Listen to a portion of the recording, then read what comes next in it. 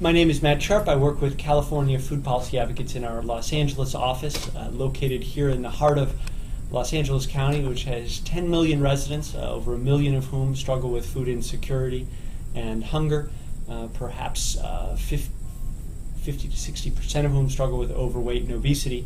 So there are enormous challenges that CFPA tries to solve to correct those challenges, to correct those problems and injustices.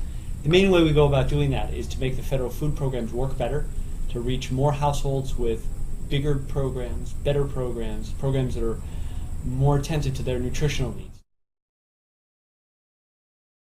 I'm going to be working on Project Renew, or Project Renew LA. It is referred here in California, or in Los Angeles County. And basically what we're going to do with that project is improve the eating habits of students within LA. We're going to reach out to school districts within LA County that have the highest obesity rates, the highest participation in free and reduced price meals. That's how we're selecting the potential school districts. And then we're going to reach out to them. We're in the process of drafting the letter, and we're hoping to get a great response from them. And what we're going to do is we're going to help them adopt the IOM, or the Institute of Medicine, recommendations for school meals. I'm working on a project that is investigating participation in the child and adult care food program and the lack thereof in Los Angeles County. The majority of use of this program is through child care providers.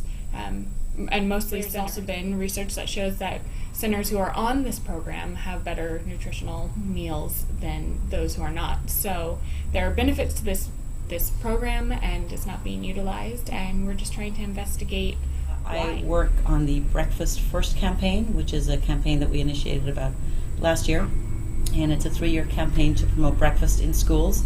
As you know, a lot of the students who attend schools are low income, and so a lot of them don't get a chance to eat breakfast in the morning. I hear a lot of feedback from teachers saying that they have fewer behavioral issues in the classroom because the kids, generally when they come in, and a lot of them are hungry, they're hyper and they can't settle down, and when they get breakfast in the classroom, it really helps them to focus. We've heard from the nurses that they have fewer visits to the nurses because they no longer have stomach cramps and they're not hungry, which was a lot of the complaints in the morning that the nurses see. We also hear that there's less tardiness because the students actually look forward to breakfast in the classroom. So they get their parents to get them there on time, which is wonderful. And then the teachers say that the test scores are going up. In the last decade, we've persuaded the school district, the city council, the county board, the state legislature, and even in some small ways Congress, to take small steps that will make the safety net work a little bit better. And the results are a much larger food stamp program than ever before. More than half the students in the LA school system eat breakfast every day at school.